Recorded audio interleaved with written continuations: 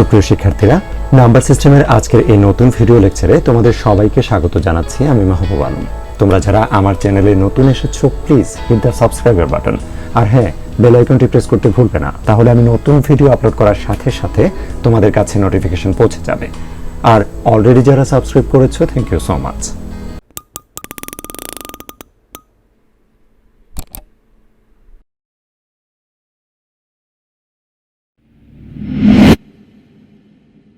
আমাদের আজকের আলোচ্য বিষয় সংখ্যা পদ্ধতির রূপান্তর। সংখ্যা পদ্ধতির রূপান্তরে আমরা আজকের ভিডিও লেকচারে দেখব ডেসিমাল সংখ্যা থেকে কিভাবে হেক্সাডেসিমাল সংখ্যায় রূপান্তর করা যায়।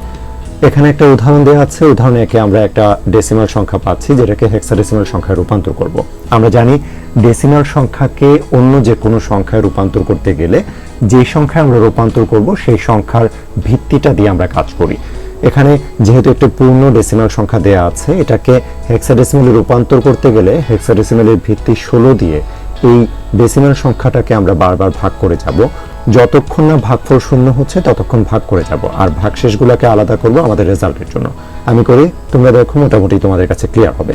তাহলে আমরা প্রথমে সংখ্যাটি লিখব। এখানে সংখ্যা দেয়া আছে 398।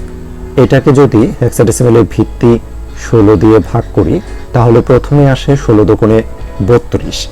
16 দোকানে 32 নিলাম। 32 নেওয়াতে আর 39 হতে বাকি আছে 7।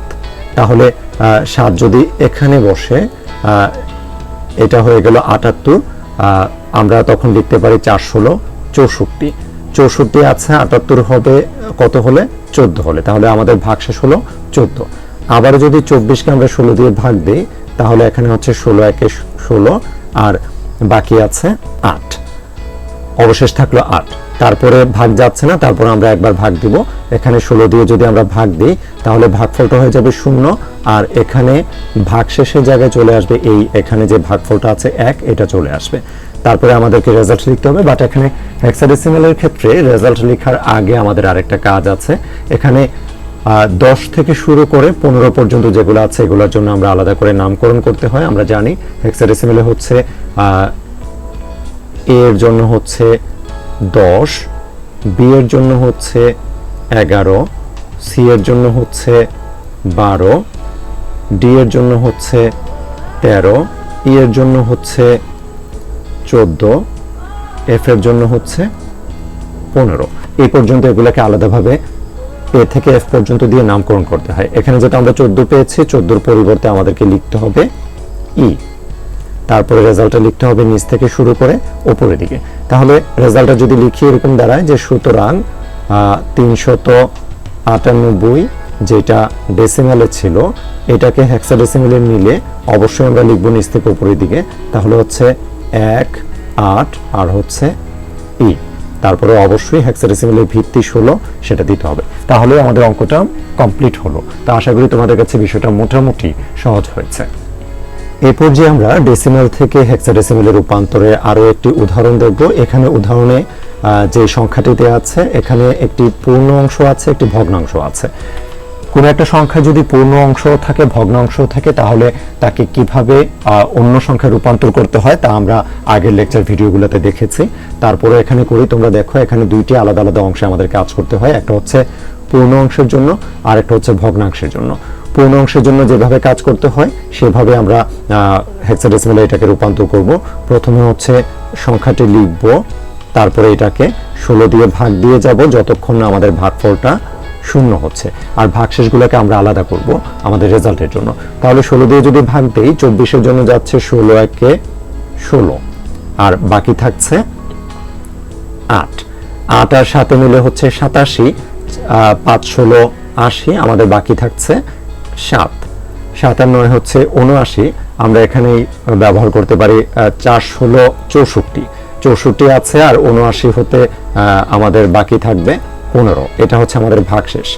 তারপরে যদি আবারও 154কে 16 দিয়ে আমরা ভাগ দিই, 154কে যদি আমরা 16 দিয়ে ভাগ দিই, আমরা এটা যাচ্ছে 9 বার, 9 16 হচ্ছে 144। তাহলে ভাগশেষ থাকছে 10। আবারও যদি আমরা 9কে 16 দিয়ে ভাগ দিই, তাহলে হচ্ছে ভাগ যাচ্ছে না, যার কারণে ভাগফলটা হয়ে যাবে এখানে 0, আর ভাগশেষের জায়গায় চলে আসবে এখানে যে ভাগফলটা আছে, এই 9টা এখানে চলে আসবে। এই হচ্ছে 9। আর একটু আগে তো আমি বলেছি যে হেক্সাডেসিমেলে 10 থেকে 15 পর্যন্ত এগুলোকে আলাদাভাবে অ্যালফাবেট দিয়ে নামকরণ করা হয়েছে, যার কারণে আমরা এখানে 10 এর পরিবর্তে লিখতে হবে এ আর 15 এর পরিবর্তে লিখতে হবে এফ। তাহলে অঙ্কটা আমাদের দাঁড়ালো এরকম যে সুতরাং 2479 যেটা হচ্ছে ডেসিমালে ছিল এটাকে হেক্সাডেসিমেলে কনভার্ট করাতে আমরা পেয়েছি 9, তারপরে এ এফ, এটা হচ্ছে হেক্সাডেসিমাল। এটা গেল পূর্ণ অংশের ক্ষেত্রে কাজটা। এখন যদি ভগ্নাংশের জন্য কাজ করি তাহলে আমাদের করতে হবে এভাবে যে প্রথমে ভগ্নাংশটা লিখতে হবে 0.50, তারপরে এটাকে 16 দিয়ে গুণ দিতে হবে। কতক্ষণ গুণ দিব? যতক্ষণ না আমরা দশমিকের পরে যতটা ঘর নিয়ে কাজ করা শুরু করেছি ঠিক তত ঘর শূন্য আসে। তাহলে 16 দিয়ে যদি 0.50 গুণ দিয়ে আমরা এখানে পাচ্ছি 16 আর 50 গুণ করলে হচ্ছে 800। তা 800-র মধ্যে আমাদের এই প্রথম 2 ঘর বসবে 0 আর 8 চলে যাবে দশমিকের এদিকে। যেহেতু দশমিকের পরে 2 ঘর নিয়ে আমরা কাজ করা শুরু করেছি এবং দশমিকের পরে 2 ঘর আমরা 0 পেয়ে গিয়েছি, তাহলে এটার রেজাল্টটা হচ্ছে 8। আর এখানে রেজাল্ট লিখতে হবে উপর থেকে নিচের দিকে। এখানে যেহেতু আমরা একটা মাত্র ডিজিট পেয়েছি সুতরাং এখানে রেজাল্টটা হবে এরকম যে সুতরাং 0.50 যেটা ডেসিমেলে ছিল এটাকে হেক্সাডেসিমেলে কনভার্ট করাতে আমরা পেয়েছি 0.8, ভিত্তি হচ্ছে 16। আর সম্পূর্ণ রেজাল্টটা যদি আমরা লিখি তাহলে রেজাল্টটা দাঁড়াচ্ছে এরকম যে সুতরাং 2479.50 যেটা ডেসিমালে ছিল সেটাকে হেক্সাডেসিমেলে কনভার্ট করাতে আমরা পেয়েছি 2479-র জন্য আমরা পেয়েছি 9 এ এফ, 0.50-র জন্য আমরা পেয়েছি 0.8। তাহলে 0.8 লিখলাম আর এখানে হচ্ছে হেক্সাডেসিমেলের ভিত্তি 16 দিয়ে দিলাম। তাহলে আমাদের অঙ্কটা কমপ্লিট হলো। আশা করি তোমাদের কাছে মোটামুটি বিষয়টা সহজ করতে পেরেছি। তো সুপ্রিয় শিক্ষার্থীরা, পরবর্তী টিউটোরিয়াল দেখার আমন্ত্রণ রইল। ধন্যবাদ সবাইকে।